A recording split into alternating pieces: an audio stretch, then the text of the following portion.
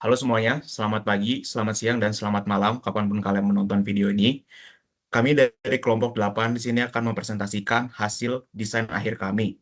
Anggota kelompok 8 terdiri dari saya sendiri, Fedora William Valentino, lalu ada Rai Banu Putra, lalu ada Fahad Ali, dan Noval Zaki. Next.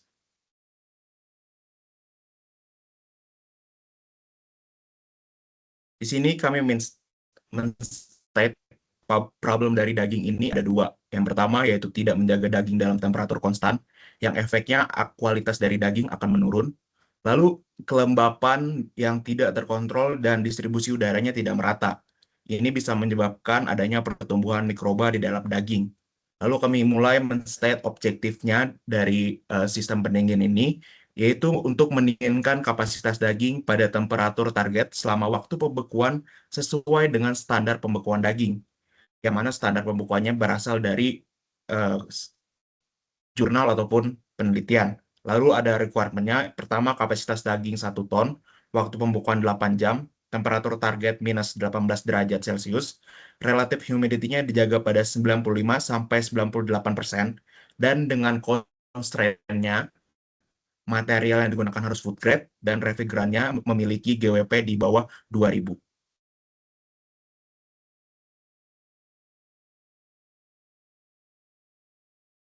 Selanjutnya, saya akan menjelaskan mengenai given quantities, assumptions, and limitation, di mana given quantities merupakan parameter-parameter yang kami dapat dari lingkungan dan kami sesuaikan agar kondisi daging dapat terpenuhi. Kemudian untuk limitation yaitu perhitungan atau yang terkait dengan kondisi mikrobiologis, karena keterbatasan dalam hal pengetahuan terkait struktur mikrobiologi daging yang didinginkan, pengambilan beberapa data hanya berdasarkan referensi paper. Kami tidak menghitungnya sendiri. Kemudian untuk assumption, temperatur awal daging sama dengan temperatur rujukan. Selain itu, bagian daging yang kami bekukan merupakan bagian sirloin. Next.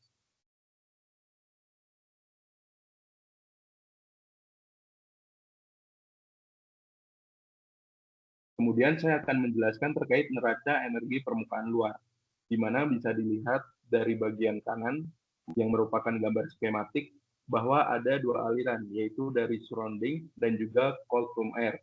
Di tengah-tengahnya terdapat tembok dengan 3 layer, yaitu outer skin, insulation, dan inner skin. Untuk outer skin dan inner skin terdiri atau terbuat dari material stainless steel 304. Sedangkan untuk insulation terdiri dari polyurethane foam.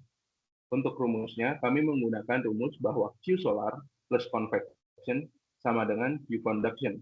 Setelah mendapatkan persamaan tersebut, kami mulai mencari parameter dan nilainya berdasarkan referensi seperti pada buku Astray. Setelah memasukkan nilai dari parameter-parameternya ke dalam rumus, didapatkan Q conduction yaitu 426,1 watt. Next.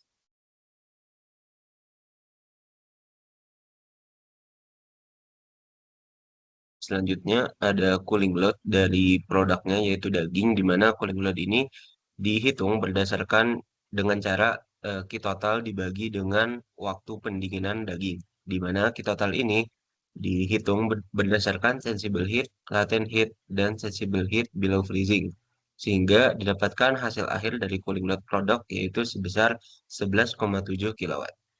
Boleh di next.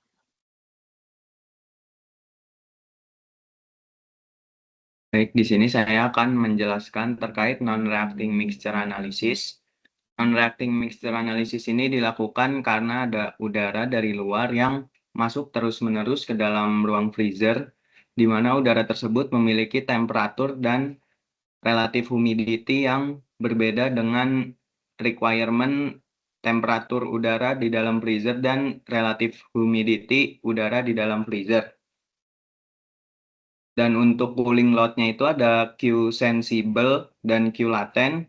Q sensible-nya itu karena terdapat perbedaan temperatur dan Q latent itu karena terdapat perbedaan relatif humidity. Kemudian cooling load tersebut dihitung berdasarkan langkah-langkah berikut dan didapatlah Q sensible sebesar 361,8 watt dan Q latent sebesar 326,5 watt. Dan untuk data-data yang digunakan itu berdasarkan ASRAE dan juga Badan Pusat Statistik Kota Bandung. Selanjutnya, saya akan menjelaskan parameter operasi dan working fluid selection. Untuk sistem pendingin ini, kami tidak bisa langsung menentukan parameter operasi seperti apa yang akan digunakan dan working fluid apa yang akan digunakan. Iterasi parameter operasi ini dilakukan agar didapat COP yang paling optimal serta luas permukaan evaporator dan luas permukaan kondenser yang realistis. Kemudian setelah melakukan 4 iterasi, sudah didapat luas permukaan evaporator dan luas permukaan kondenser serta COP yang cukup optimal. Iterasi ini dilakukan menggunakan Aspen HYSYS dengan asumsi sebagai berikut, dan kemudian setelah mendapatkan parameter operasi, langkah selanjutnya adalah memilih refrigeran. Berikut beberapa kandidat refrigeran yang memenuhi syarat, dan setelah dilakukan simulasi menggunakan parameter operasi yang telah ditentukan, didapat COP tertinggi itu menggunakan R717. Namun refrigeran tersebut tidak dapat digunakan karena menghasilkan temperatur keluaran kompresor yang sangat tinggi, yaitu 218 derajat, sehingga yang akan digunakan adalah R134A. Data-data yang digunakan berdasarkan diambil dari ASHRAE Handbook Refrigeration. Setelah menentukan parameter operasi dan juga working fluid, hukum ke-1 dan kedua termodinamika dapat dianalisis.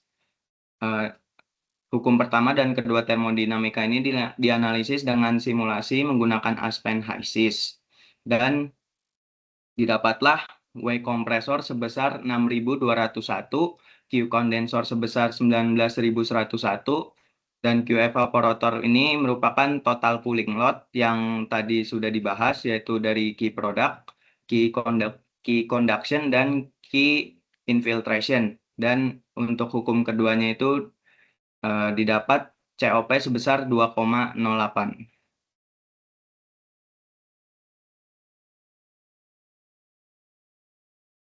Baik, sekarang kita masuk ke komponen selection. Untuk komponen yang pertama yaitu kompresor. Kompresor di sini adalah kompresor yang terpilih di sini adalah Danfoss MLZ076 T4LC9. Kompresor ini dipilih karena memiliki kapasitas 9,6 kW per unit, yang mana nantinya untuk memenuhi beban cooling load-nya, kompresor ini akan dibuat 2 unit. Lalu selanjutnya komponen selanjutnya adalah evaporator. Evaporator yang dipilih di sini dengan merek Ganter dari Jerman dengan kapasitas nominalnya yang sangat tepat dengan cooling load yaitu 12,9 kW serta luas permukaannya yang cukup besar yaitu 44,1 meter persegi. Next.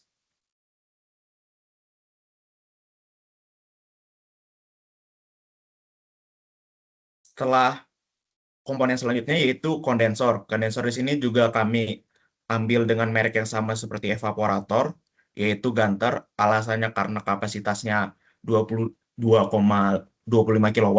Dan di sini luas permukaannya cukup sangat besar, yaitu 91 meter persegi.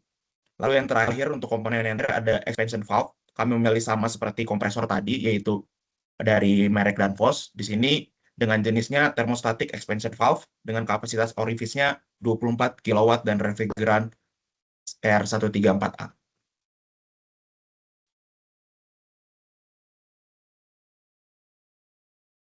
Kemudian saya akan menjelaskan mengenai velocity triangle. Velocity triangles merupakan diagram vektor yang digunakan untuk menganalisis aliran fluida pada rotating komponen. Rotating komponen yang kami analisis adalah 2 kali axial fan condenser dari Ganter GCHC RD 063.2 dengan D-tip 630 mm. Kemudian kami melakukan perhitungan menggunakan formula-formula yang bisa dilihat di bagian kanan, yaitu ada kecepatan axial dan thermal balance, velocity triangle inlet, free vortex dan outlet swirl, velocity triangle outlet, dan juga velocity triangle outlet final untuk mendapatkan W dot, P, efisiensi, dan juga dari P shaft. Kemudian setelah mendapatkan hal tersebut, kami melakukan simulasi. Simulasi velocity triangle dilakukan menggunakan software MATLAB dengan memvisualisasikan hasil dari perhitungan pada tabel di bawah. Ditampilkan dalam dua grafik, yaitu inlet velocity triangle dan juga outlet velocity triangle. Bisa dilihat pada kedua gambar tersebut. Next.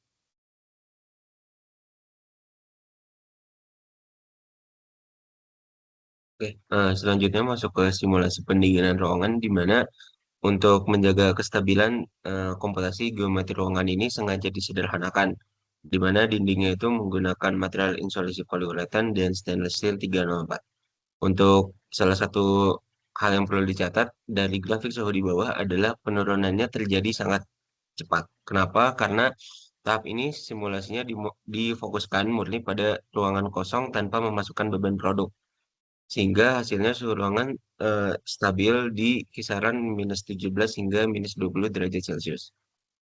Lalu gimana aliran udaranya menyebar, di mana udaranya dihembuskan dari atas, di mana dapat sekitar kecepatannya 2,5 meter per second, yang pola alirannya itu membentuk sirkulasi melingkar yang menyapu seluruh ruangan dan mencegah adanya area yang tidak terkena udara dingin. Sehingga hasil akhirnya kontur suhu menunjukkan bagian inti ruangan sukses didinginkan secara merata hingga minus 23 derajat Celcius. Sementara dinding terbukti bisa menahan panas dari luar. Boleh di next.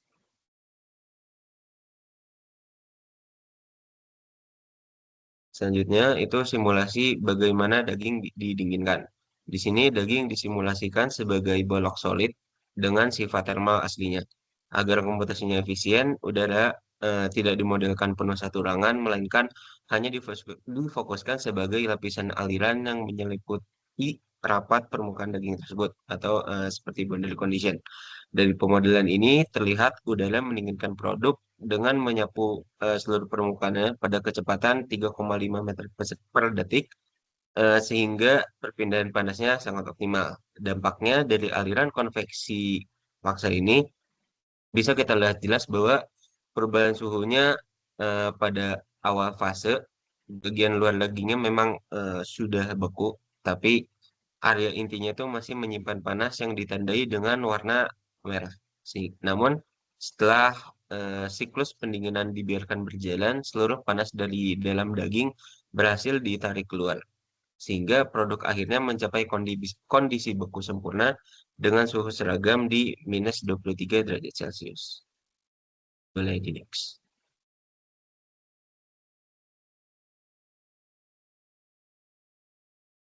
Baik, itu presentasi dari kelompok kami, kelompok 8. Untuk kurangnya mohon dimaafkan. Selamat bertemu di lain kesempatan.